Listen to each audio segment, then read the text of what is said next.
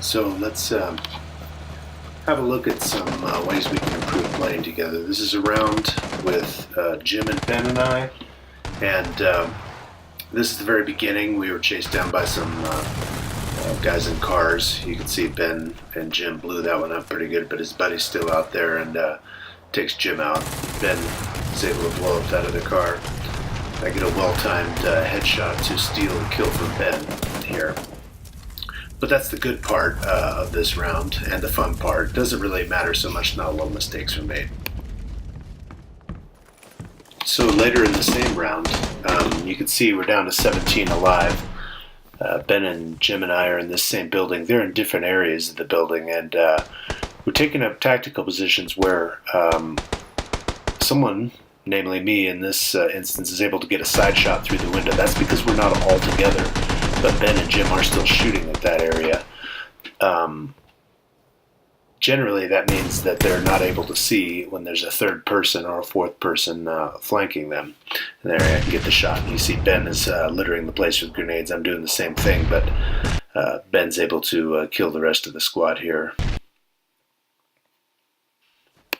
So down to 11 alive. This is where things are getting worse as far as our tactical play. You can see we've got no chance of anyone flanking us or attacking us from the rear because we're right at the edge of the circle. I've got a scope. I'm able to take shots. Ben is paying more attention to the open field to the right because there were players alive at the time. Between Ben and these guys we're shooting at, they end up taking care of all those guys in the open field. You can see right here, we're down to 4 alive. There's 3 of us. We're all alive. So right now I should have called to Ben and told him we're rushing on my guys. He's still looking for more guys out in the field. I know where the guy is. I can't explain where he is. I should have called for Jim and Ben to move up left and right. Jim moves up a little bit. Ben has no idea where the guy is. And here's my biggest mistake. This guy's head glitching, and I try attacking him. I should have gone to the left of the berm and got him from behind, but instead I'm still trying to take him while head glitching. Gives him time right now to finish off Jim. Ben's still way behind, no idea where that guy is. If I had called Ben and he had been up with me, that's not his fault, it's mine. I should have called everyone to come with me. But Ben ends up not able to take the guy either because this is his first sighting of the guy. Anyway, that was a 3-on-1. We should have won. So this next round, it's a little long, but it is educational. This is Chris and Jim and I. Chris and I are the only ones left alive. Jim is dead at this time. You can see there's only about 8 people alive, and this is where luck comes into play. We were lucky because the circle ended up being in a position that was advantageous to us based on our position. So you can see here, Chris and I are near each other, but we're looking in different directions. We're both looking towards the direction of the final circle where we think people might be. We're taking targets of opportunity, but we've come from the direction that's open behind us. We know there's nobody back there. At least we think there isn't any.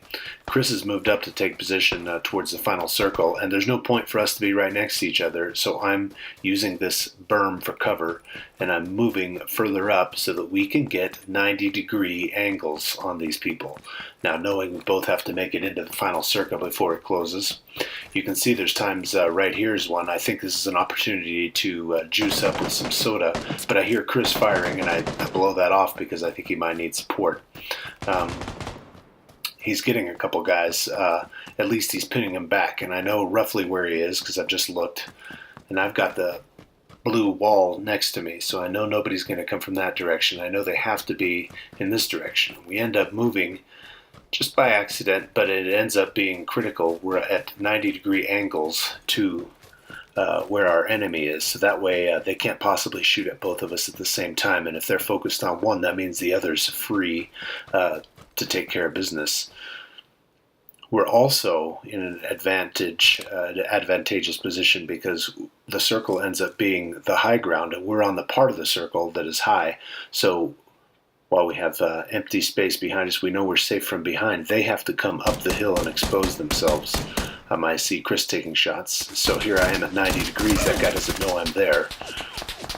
I did take a hit from someone else, probably his buddy, but while he was engaging Chris, I've got a clear shot. And if you look at us right now on the mini-map, we're still 90-degree opposing angles at the main bulk of the circle. Chris starts throwing grenades, and these guys start throwing grenades. I know they have to be down here somewhere on the edge of the circle. And these little hills, these little berms, make it ideal cover for us. Chris is still a long ways off, but if I move a little closer, I can probably get these guys he's shooting at. I know they have to be there. In fact, that's what he's telling me. They're over a little hill, and I'm telling him, I know they're down there. And so you can take a few shots here. I did at least roust them from their position, take cover, have some more soda pop, and Chris is still harrying them. And we're dashed down to 4 alive. That means that I know there's 2 of us, so there's probably 2 here together. I just got a fortuitous headshot there to reduce someone's health. So here's where it really makes a difference, this 90-degree angle thing, because they're going to take cover behind that hill to the right, and I know that's where they're going to have to be. Grenades are coming over. I decide I better rush this position because Chris is always there to clean up at a little ways removed. I get a lucky kill. I'm almost dead, or a lucky knock. And while this guy is killing me right here, Chris is able to plant the perfect shots on him. And we end up winning the game. And that's all because we were at opposing positions, and we also were up above a hill with cover, and we also had the circle at our backs, so we knew we weren't ever going to get taken from behind.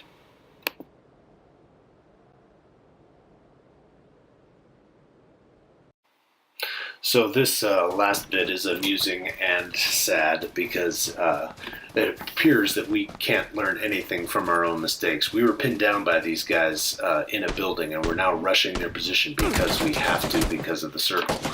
We know we're up there. We're all after it.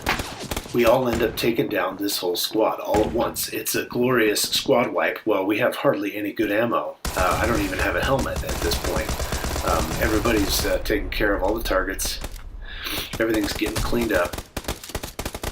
And these guys didn't stand a chance. It was a textbook rushing a position. But here's where it gets bad. Right here, we've taken all their good gear, and we suddenly think we can hold this same perfect position below this berm. But while it is defensive, we don't have eyes on any advancing people. We've got the circle to our backs and the ocean. Nobody can come from behind, yet we're not pushing forward. We're messing with our gear. We're not looking at every position, and we all make the critical mistake of being laying down on the job, if you will, while these other guys come to kill us just the way we killed that other squad. It was 30 seconds earlier, and it's as if we didn't learn anything. So maybe these are some things we can think about next time we play.